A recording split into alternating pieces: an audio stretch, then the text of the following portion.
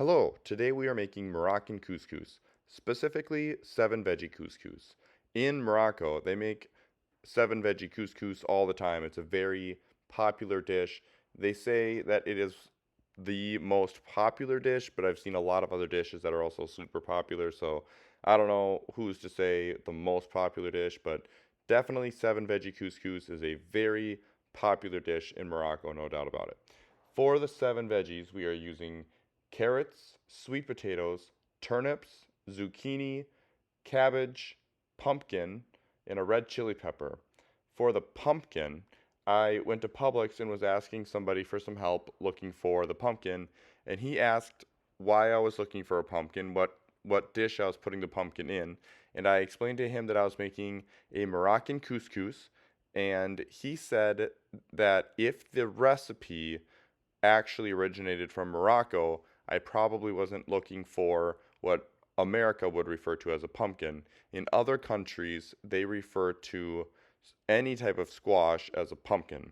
And he was from Australia, so it was super helpful to get his input because, especially in Australia, I guess it's very common practice to call everything a pumpkin. Just like we would call everything a squash, they would just call it a pumpkin. So we have acorn pumpkin or acorn squash as the pumpkin. And in here also we have a bunch of different seasonings. The seasonings are going to be uh, turmeric, ginger, salt and pepper, and some saffron threads.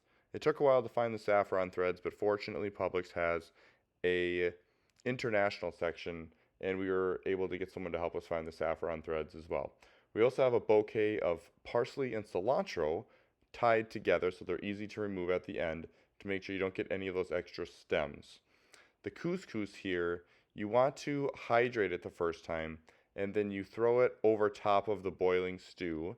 And in that stew pot right now, we have the chicken getting cooked, we have the onions getting fried, and we threw that seasoning in there as well. And then we covered it and let that boil for a while. And then we added the couscous noodles on top. The couscous noodles, it is technically a pasta, but it's kind of like a rice texture to it. So you put that cheesecloth and you tie the pans together.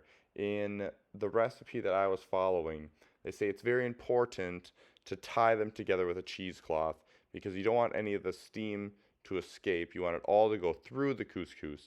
And again, you don't ever want to cover the couscous. You want to just let the steam rise through it. You want the couscous to steam 3 separate times. Each time after 15 minutes, you have to remove it, fluff it, and then put it back on again after it has a chance to rest. This is the second time we are removing it.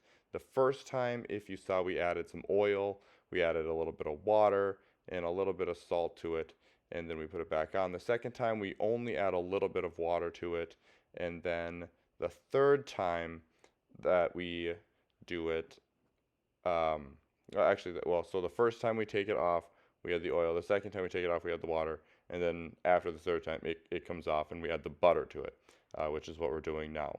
The whole time, we're boiling the meat and like the onions, the seasonings, making that stew. The first time you take the couscous off, you add the root veggies. The second time you take the couscous off, you add like the softer ones like the zucchini and the pumpkin and the cabbage. And at the end, you mix it all together and it looks like this. It definitely seemed a lot more overwhelming at first, but after we kind of got started, it just kind of seemed like it would take a long time, less overwhelming and more just patience. And as you can see, we have chickpeas in here. We just used a can of chickpeas, and you throw that in with the meat at the very beginning and let it cook the whole time. And the last thing I wanted to mention is it didn't taste as flavorful as I expected. I think I added a lot more water than the recipe intended. So if I had to make this again, I think I would just maybe even double the seasonings. It definitely had a lot of flavor, but not as much as I would have expected. I hope you enjoyed this video. Thank you for watching.